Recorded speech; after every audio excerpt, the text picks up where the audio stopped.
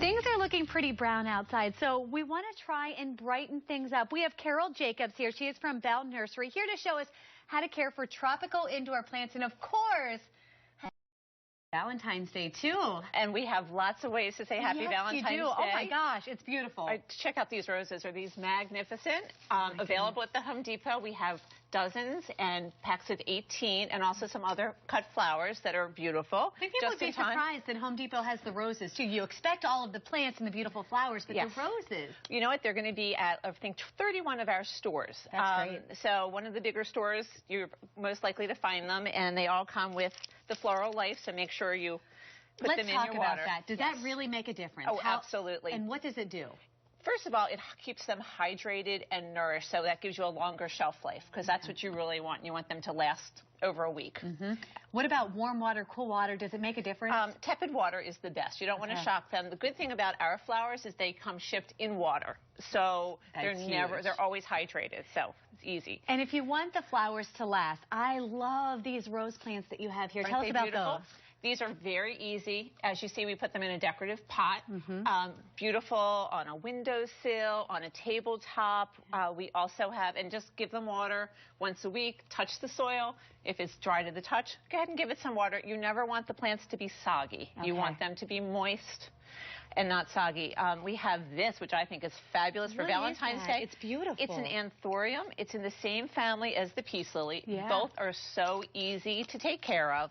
And once again, just put your finger in there. If it's moist to the touch, it doesn't need to be watered. That's beautiful. I have a peace plant, and you know, it blooms every now and then. Is this similar? Very similar. You can tell it has the same, they're in the same family. Yeah.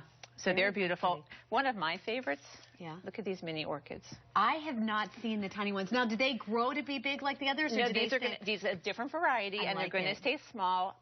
These are under $10. I mean, what a great gift. Let me ask you about the orchids, because the last time you were in the show, I inherited one of the orchids.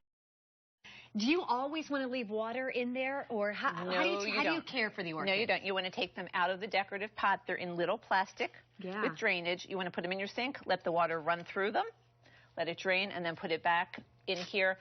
The smaller the pot, the more water you're going to need, so you might need to do those twice a week. A bigger orchid, once a week is sufficient. If you have a big orchid and all the flowers are off, does that mean that it's dead? Do you still have hope if it still has the green leaves and everything? You still have hope, but if you want color, go ahead and replace it, and then these will rebloom probably in a couple months. And we have so many options here with these. Don't we? In front of the peace plants here, what's down there? Those are beautiful too, very tropical looking indoor house plants. All beautiful accent plants, good for the environment, just brighten up a room. It's so gray outside, you just want to bring some color in. This is a ficus plant. I like that. We have the Hawaiian Thai plant, which is, I just love this color.